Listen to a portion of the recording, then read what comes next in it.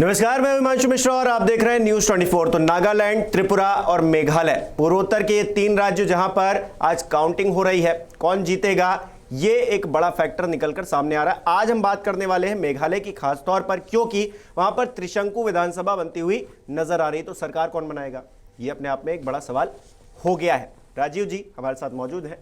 राजीव जी, क्या माहौल है? आप तो मेघालय घूम के भी आए।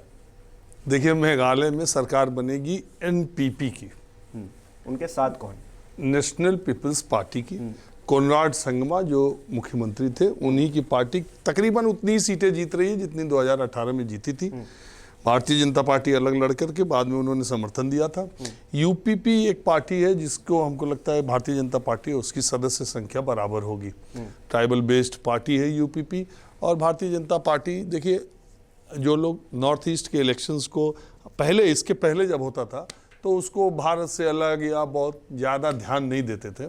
यही सोच करके न्यूज़ 24 ने और हमने फैसला किया कि इस बार नॉर्थ ईस्ट के इलेक्शंस को जरा जनता अपने भी देखा जाए और जनता को भी दिखाया जाए। तो मैं शायद अकेला पत्रकार हूँ जो मैं सबसे पहले गया और त्रिपुरा को और मेघालय को दिखाना मैंने शुरू किया। हिंदी चैनलों में, हिंदी न्यूज़ चैनलों में नतीजे के दिन चर्चा करते थे।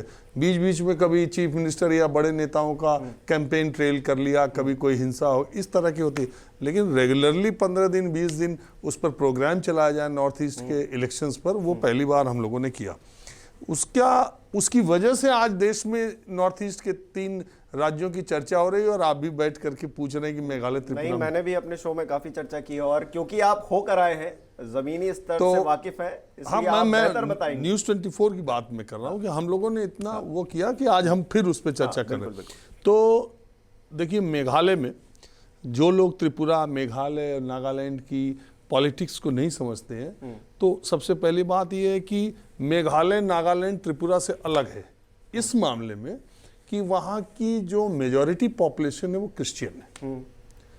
और जो क्रिश्चियन पॉपुलेशन है, चूंकि भारतीय जनता पार्टी के हिंदी बेल्ट में जो बयानात आते हैं, जिस तरह की बातें आती हैं, तो उसका परसेप्शन एक ऐसा बना हुआ है हिंदुत्व की पार्टी का कि उसको क्रिश्चियंस को, क्योंकि आप देखते हैं कई बार धर्मांतरण का विवाद आता है सामने, कई बार बीफ गो मांस को लेकर के, कई बार महिलाओं को लेकर के, कई बार धर्म को लेकर इतने उत्तेजक बयान इधर की तरफ से आते हैं कि उधर तक वो बयान पहुंच जाते हैं। जैसे मैं आपको बताऊं कि मेघालय की हम लोग बात कर रहे हैं जैसे, तो मैं कोनराड संगमा, पीए संगमा के बेटे हैं जो लोकसभा अध्यक्ष हैं, उन्होंने अपनी पार्टी बना करके पिछली बार 24 सीटें जीती थी। बाद में यही यूपीपी और बीजेपी उस सरकार में शामिल हुई, 2 बीजेपी के लोग उसमें शामिल हुए, विधायक 2 ही जीते थे। इस बार मुझे लगता है अंतिम रिजल्ट आने तक 5 मैक्सिमम 5 या 6 या हो सकता है 4 ही। तो यही बता रहे। हाँ, 5-6 बीजेपी अपनी सीट 2 गुना 3 गुना कर रही है। अब लोगों को समझ में आ रहा होगा कैसे कर रही है। चूंकि शिलोंग के आसपास का जो इलाका है वहां पर बंगाली पॉपुलेशन ज्यादा है। पहाड़ों में वहां पर खासी और गारो जो जनजातियां हैं, जैंतिया, ये 3 जनजातियां हैं। तो पहाड़ों में शेड्यूल ट्राइब ज्यादा है, क्रिश्चियंस ज्यादा है। तो वहां पर या तो टीएमसी जीती है जो मुकुल 5 ही 6 सीट मुझे लगता मिलेगी, 24 सीटें तो उसी ने जीत जाएंगे ऐसा लग रहा है। तो उधर उनका ज्यादा दबदबा रहा है। लेकिन चुनाव से पहले भारतीय जनता पार्टी और कोनराड संगमा में विवाद हो गया। भारतीय जनता पार्टी ने भ्रष्टाचार के आरोप लगाए, सब चीज की, उनसे अलग हो गए। और ये जो चुनाव लड़ा वो चुनाव पूर्व गठबंधन किसी का किसी से नहीं है। नागालैंड, वहां मेघालय में आप ये समझिए, मेघालय में चुनाव पूर्व गठबंधन किसी का किसी से नहीं है। 60 सीटों पे बीजेपी लड़ रही, 60 पे कांग्रेस लड़ रही, 53 पे टीएमसी लड़ रही, एनपीपी भी 50 से ज्यादा सीटों पे लड़ रही है।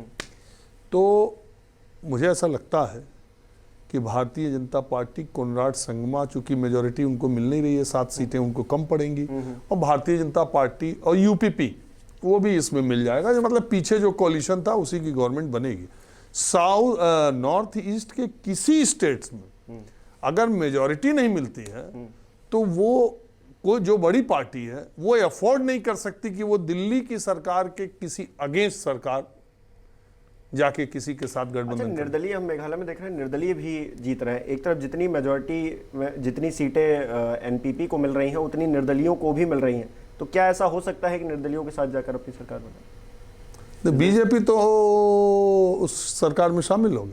अच्छा, मतलब वो सरकार भी बीजेपी के समर्थन से ही बनी। बिल्कुल बीजेपी नहीं छोड़ेगी, और जो है सीएम बनना चाहेगा वो भी सोचेगा कि बीजेपी को हम साथ ले लें। क्यों?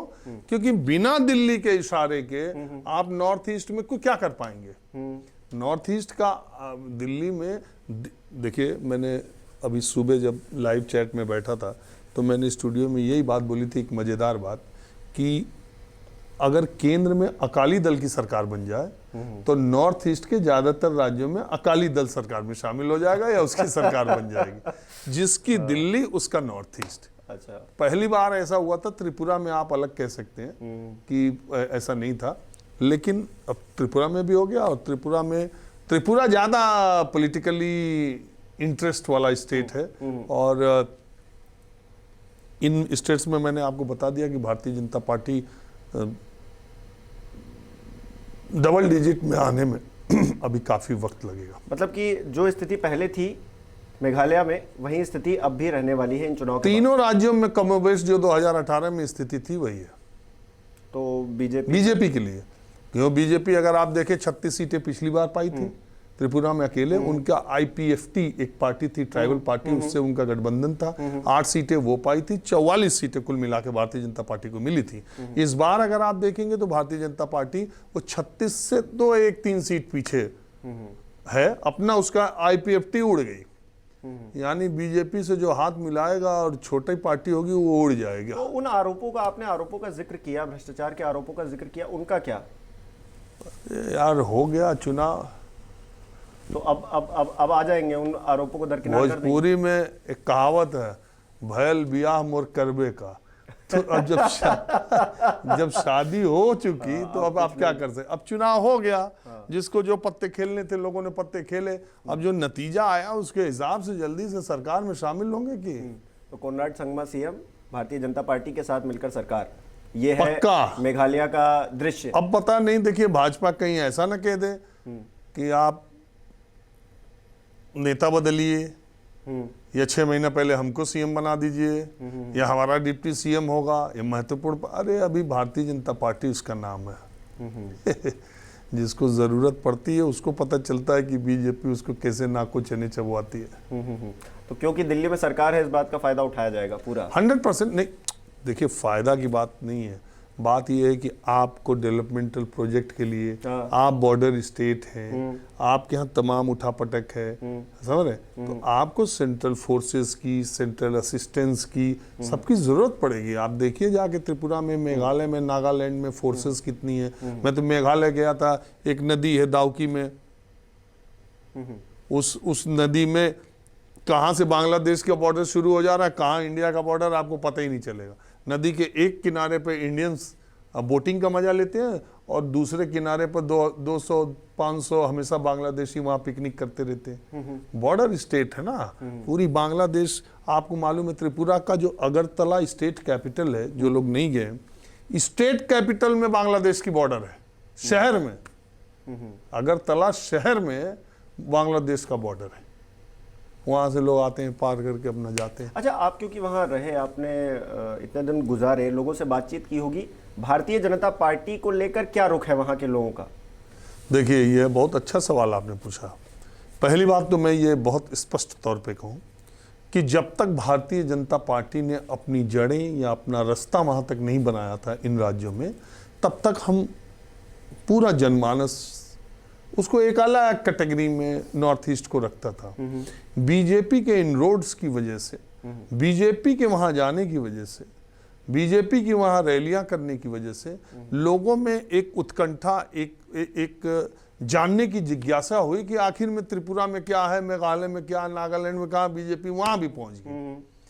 तो उस जानने, जब आप किसी चीज को जानने की कोशिश करते हैं तो उसका वर्तमान, पूर्व, भविष्य सब चीज उसका इन आउट देखते हैं। उस जानने की दिशा में लोग अब त्रिपुरा की भी बात करने लगे, मेघालय की भी ना लगा।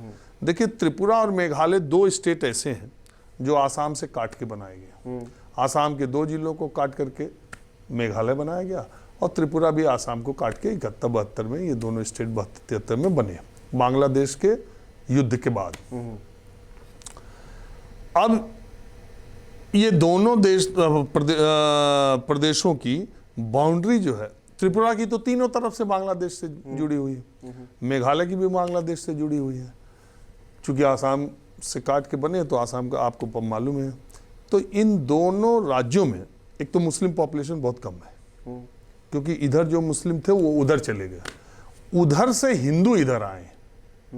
अब बात समझ रहे? आप अगरतला में घूमेंगे ना, आप मेघालय में भी अगरतला में ज़्यादा अगर आप घूमेंगे तो जहाँ मैंने बॉर्डर आपको बोला, आप वहाँ जाएंगे या राजा त्रिपुरा का महल देखने के लिए जाएंगे या जो पिकनिक स्पॉट है वहाँ जाएंगे तो आपको बहुत बांग्लादेशी हिंदू मिल जाएंगे। अच्छा। जो आते हैं अपना इलाज कराते हैं, घूमते हैं, जो आसपास के अगरतला के आसपास की जगह के हैं, 5 दिन 1 हफ्ता रहे अपना गए। बांग्लादेश इस्लामिक राष्ट्र है, वहाँ हिंदू माइनॉरिटी में है। अब जो हिंदू यहाँ चले आए थे वो हिंदुओं के दिमाग में वो पार्टीशन, वो बांग्लादेश वॉर की बात थी। तो अब उनमें शुरू में तो वो चूंकि बंगाली पॉपुलेशन थी तो जो बंगाल का पॉलिटिक्स थी उसका असर त्रिपुरा की पॉलिटिक्स पे था। लेकिन जब प्रधानमंत्री नरेंद्र मोदी का राष्ट्रीय फलक पे आए तो वहां के त्रिपुरा के जो बंगाली पॉपुलेशन है 70%, उसमें भारतीय जनता पार्टी का बहुत ज्यादा पेनिट्रेशन हो चुका है। उसकी वजह एक कि उनका सेंटिमेंट, हिंदू सेंटिमेंट्स जो पार्टीशन की वजह से अपने मूल जगह को छोड़ के यहाँ आना पड़ा। जो वो मुझे तो बांग्लादेश के हिंदू मिले जो कह रहे थे कि अब बांग्लादेश के लोग भी मोदी से डरते हैं कि अगर हिंदुओं को वहां कुछ हुआ तो उधर मोदी बैठा हुआ। ये जो फीलिंग है ना, इसको अदरवाइज आप मत लीजिए, मैं आम जनता की बात कह रहा हूँ। कई बार लोग कहते हैं कि इधर मैं जो सच देखता हूँ, लोग जो मुझे सच बोलते हैं मैं वो सच सामने रखता हूँ, क्योंकि सच से आंख मूंदने में कोई वो नहीं है। सही बात है, वो गड्ढे में डालना। मैं बता रहा हूँ कि वो हाँ बंगाली सेंटिमेंट्स जो है वो हिंदू सेंटिमेंट्स जो पहले नहीं दिखाई दे रहा था उसको बीजेपी ने खूब उभारा। उसको एनआरसी, सीएए, बांग्लादेश में मुसलमान हिंदुओं की स्थिति और ये सब बातें कह करके और ग्राउंड पर काम करके उन्होंने ऐसा किया। दूसरी बात, वहाँ की जो पॉपुलेशन है, त्रिपुरी माता सुंदरी का जो मंदिर है वो 500-700 साल पुराना है। पूरे त्रिपुरा के लोग उनको आराध्य देवी मानते हैं, दूर दराज से वहाँ पर जाते हैं और वो एक उनकी बहुत मान्यता है पूरे त्रिपुरा में, त्रिपुरी सुंदरी माता का। अब वैसे तो अगर आप जाएंगे तो मंदिर में पहली बलि मंदिर के ठीक सामने बलि चढ़ती है, वहाँ पर बकरे की, पशुओं की वहाँ पर बलि चढ़ती है बकरे की। मुझे बताया गया सच है या गलत मैं इसको कंफर्म नहीं कर पाया, लेकिन वहाँ के लोगों ने बताया कि उस पहले बकरे का जो पैसा होता है बलि के लिए वो डिस्ट्रिक्ट एडमिनिस्ट्रेशन देता है।